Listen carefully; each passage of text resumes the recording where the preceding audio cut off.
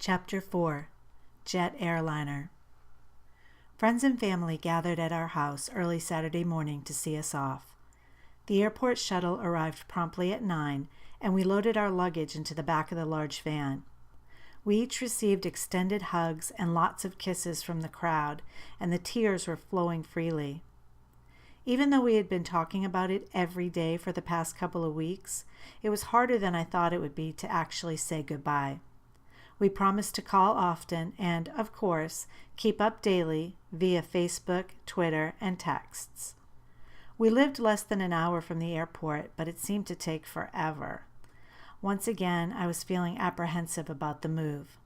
One thing I had learned, though, was that school started much earlier in Georgia. The first day of school was August 6th, 3 whole weeks earlier than Bradford.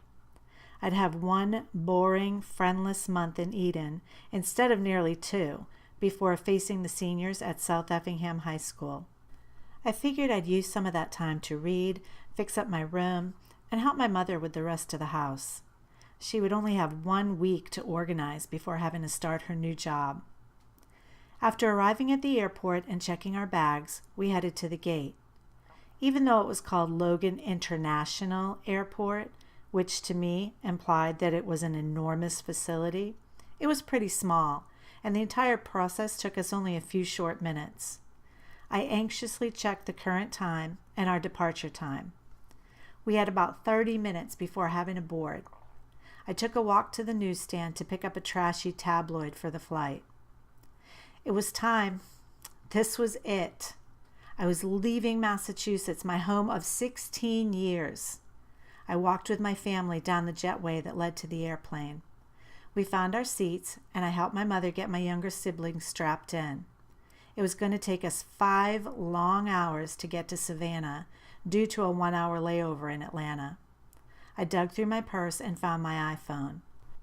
I needed something mellow right now to calm my internal anxiety.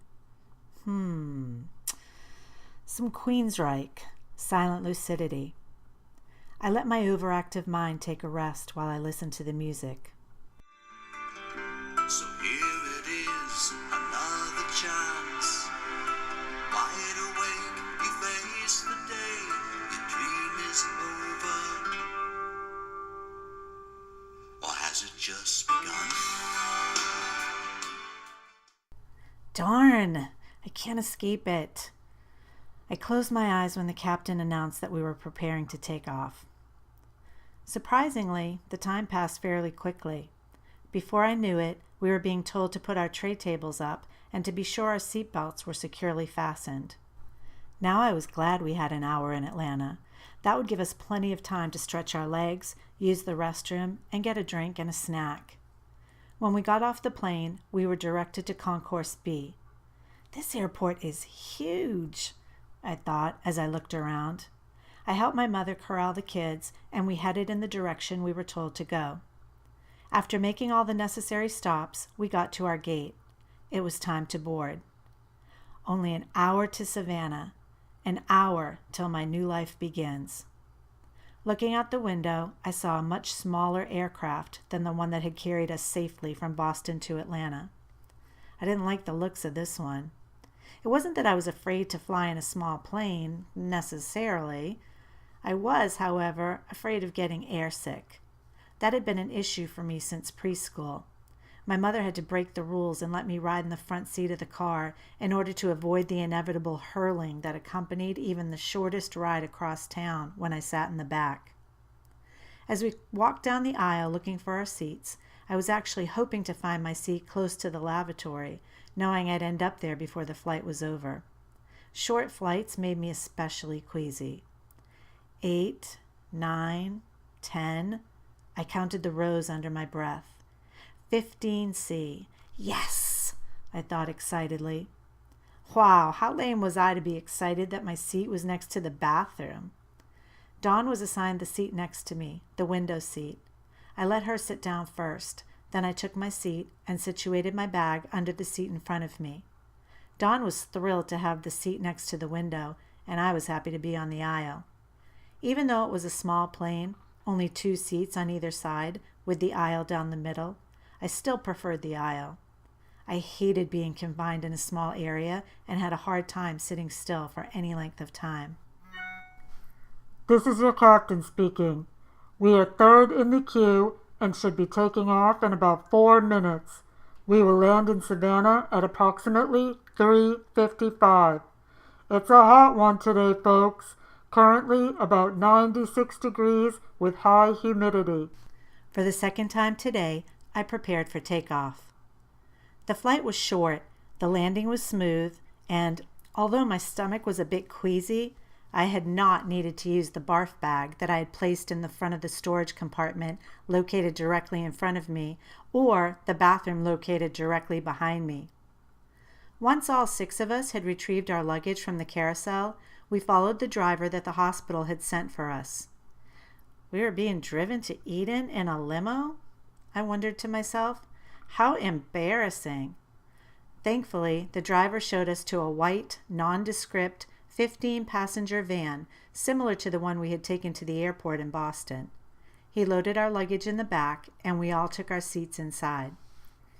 "Man, is it hot here?" I said out loud to no one in particular. We had done nothing more than walk outside for about a minute to reach the van, and I was already sweating. I was impatiently waiting for the driver to hurry up and load the bags so he could turn the van on and get the air conditioner cranking. The driver heard me and laughed. "First time in Georgia?" "First time in the Southeast," Carolyn replied quickly before I had a chance to say something sarcastic.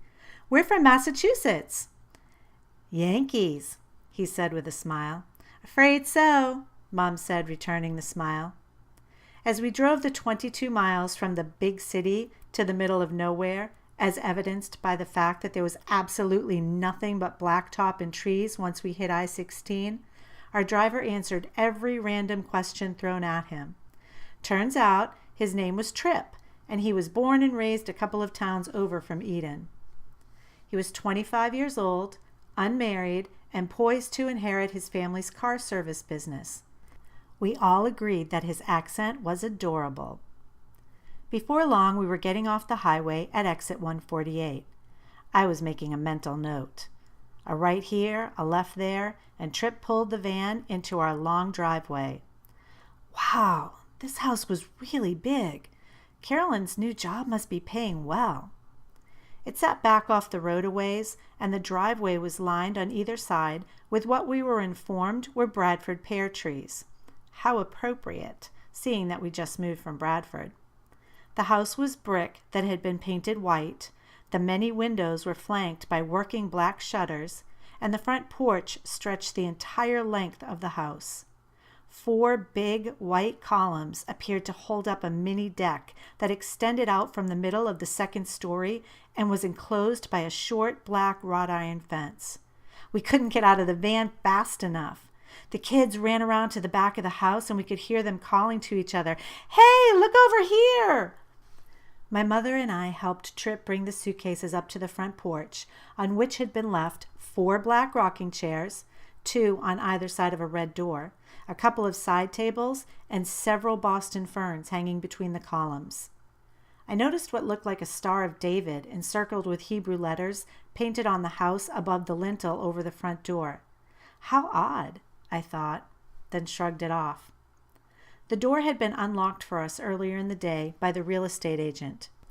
Tripp opened the door, and just like the stereotypical Southern gentleman I had seen on TV, stepped back, drawled, "After you, ladies," paused while we walked over the threshold, and finished with, "Welcome to your new home."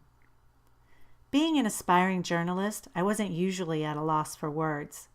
Now it seemed like all I could say was, "Wow." All my apprehension seemed so ridiculous. I couldn't adequately explain what I was feeling at the moment, but I had this weird sense that I belonged here. This was definitely home.